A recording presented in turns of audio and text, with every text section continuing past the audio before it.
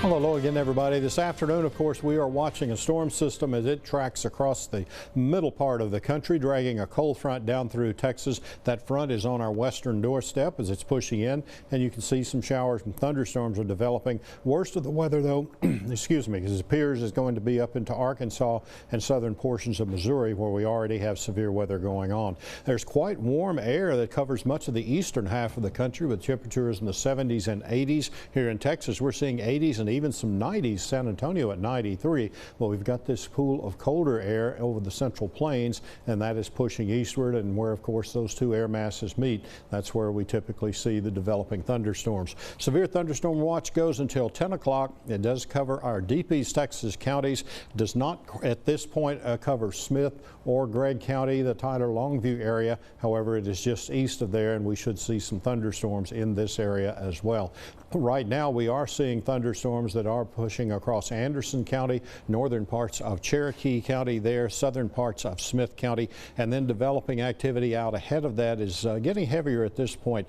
North of Nacogdoches to north of Center, continuing to show an eastward movement. We do not have any warnings on these storms in East Texas, but you can see that over into northwestern Louisiana around the Shreveport-Bossier area, and then northward from there up into Arkansas, we do have severe thunderstorm warnings that have been issued. No tornado warnings.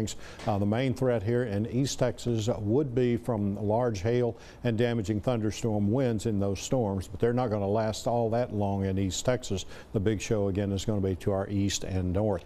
Temperatures right now, they are showing 90 degrees in Henderson, also in Hemphill, 91 in Texarkana, well into the 80s across the rest of East Texas, right there with the hottest day that we've had so far this year, which was the 3rd of April, so this one will be rivaling that as well. Satellite and radar shows the front again pushing across North Texas, moving into the East Texas area. Moisture beginning to arrive ahead of that, and that's where we're seeing those thunderstorms develop in our East Texas area and points on to the east and north. The front moves on to the east. By 7 o'clock, we'll continue to see that activity push through deep East Texas, but by 10 o'clock, activity should be over in East Texas, and we'll begin to clear out and turn cooler after that, as we can look forward to some cooler conditions and some sunshine coming up for tomorrow as well as the early part of the coming week.